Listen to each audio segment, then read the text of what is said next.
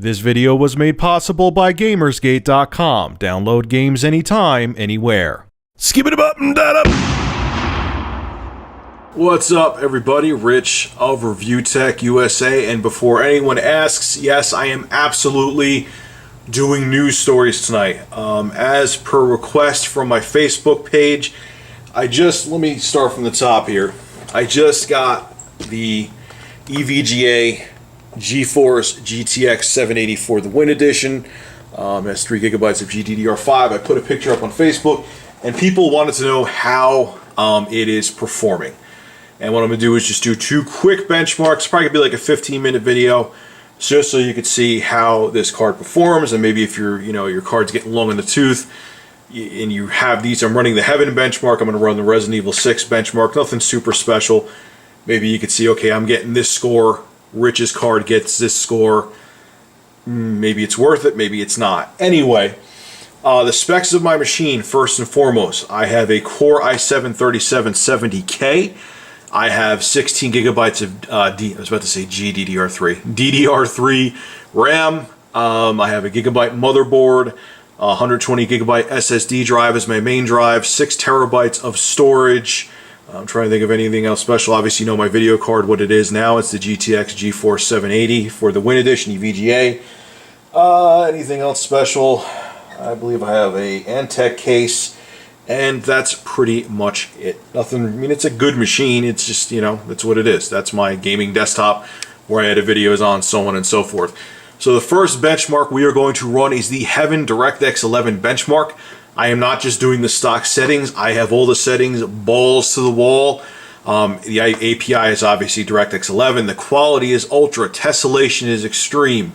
Anti-aliasing is maxed out at 8x. Obviously, it's full screen, and the resolution is 1920 by 1080.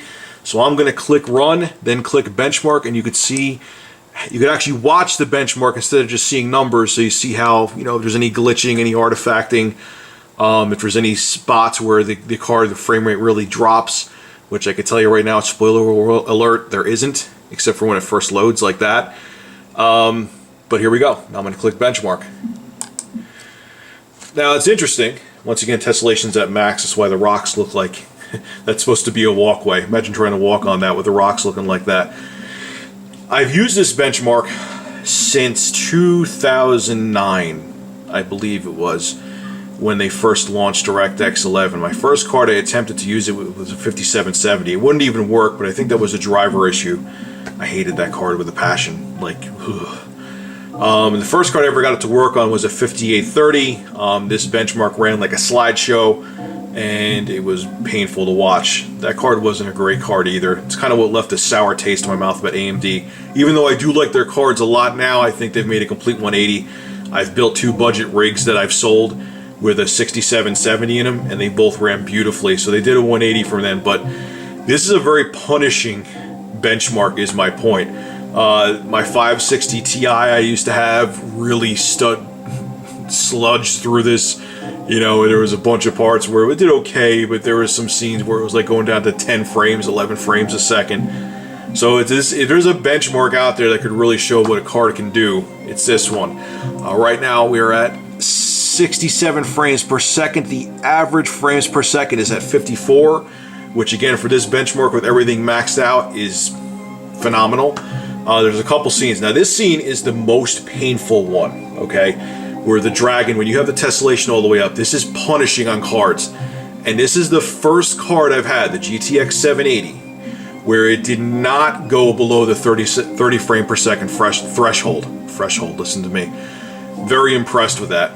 Minus the fact there's a little bit of, like, that fog effect gets funky over there, but once again, you see the tessellation in the rocks over here, full blast. Really high-res textures with this benchmark, too. It is a punishing benchmark. Should do some 3D Mark 11 benchmarks, too, but like I said, this isn't like a full, all-out, Tech of Tomorrow benchmark video. Right here, usually I would go around 30-ish frames a second. This card I'm at 60. This scene I would go to the upper 20s, even with my 670. The 770 would stay in the low 30s. I had a 770 for 2 days, and I brought it back. I wasn't too thrilled with the performance jump from the 670. So I said I might as well spend a little extra money, get the 780, go all out. Right now our average frame rate's at 51 frames a second. And I am blown away. I've never seen this benchmark run where it never drops once below 30 frames per second. In this scene right here, every card I've owned, I don't know about the 770, but every card I've owned, it always even when it's not at, even when this benchmark's not at max settings, that one scene where you see the torch derby going through the stone hallway drops the frame rate like a rock. I don't know if it's something to do with the lighting effect there that really makes the card suffer, but this one stayed in the upper 40s or mid 40s. Really blown away. I mean, this is the first time I've ever owned a myself anyway, a higher end. Obviously the cream of the crop from NVIDIA right now is the Titan, but you know, this is the first time I ever owned a high-end video card, and to see the true tangible difference in performance is mind-blowing to me. Like, I could see what I spent my money on. Right here, butter smooth, 60 frames a second.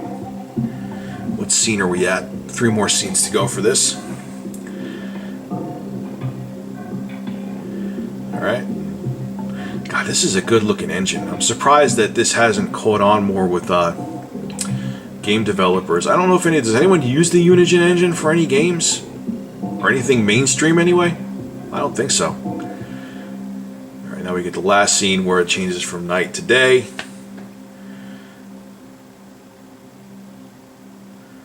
And we'll see what my score is.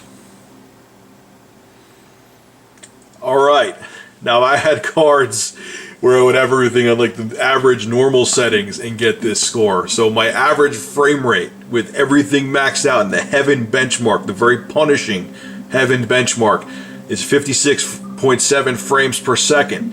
My score is 1428. The minimum frames per second, which is when the benchmark first starts, it's loading something that's null and void, is 22.1, and the maximum frames per second is 118.8. Now we're going to do the Resident Evil 6 benchmark and see how that performs.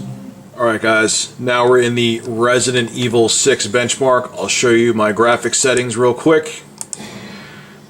1920 by 1080, full screen obviously, 60 Hz is the refresh rate of my monitor. Vertical sync, obviously, because we're doing a benchmark, you want it off because it would just cap at 60 frames per second. Anti-aliasing is all the way up. Motion blur is on. Shadow quality, everything's maxed out, just like the Heaven benchmark. So I'm going to go back. And let's see how the GTX 780 performs. Get the mouse cursor out of the way. Now I can tell you right away, even from the 770 I had in my machine for a couple days, the frame rate right here was about 20 to 30 frames per second less. Right now the average is 162. I was getting about 140 upper 130s right there. And with my GTX 670, I was in the low 100s, upper 90s at this spot. So here we go, still in the, oh my god, am I hitting 160 frames a second almost. Now it drops like a rock right here because you have more characters on the screen, it's pushing more polygons, or triangles, whatever you want to say. Now they keep on introducing more zombies to punish the card more. Going back to the upper 140s because we have all the zombies off the screen. Now we're going to see the frame rate drop like a rock right now. Yeah, it's 60 frames, 40 frames, more zombies coming in. Now we're going down. Hey! There we go. I finally hit below 30 frames, 27 frames per second all the way down. However, my score is already at 7,500. Now with my 670, the best score I could get on here is like 10,500. And I'm already going to hit like 10,000 score with this benchmark before the benchmark's even done. Well before it's even done. Probably going to hit it before we even leave this room. Interesting that this is a DirectX 9 game, man, which that's an old API now, and it's gorgeous.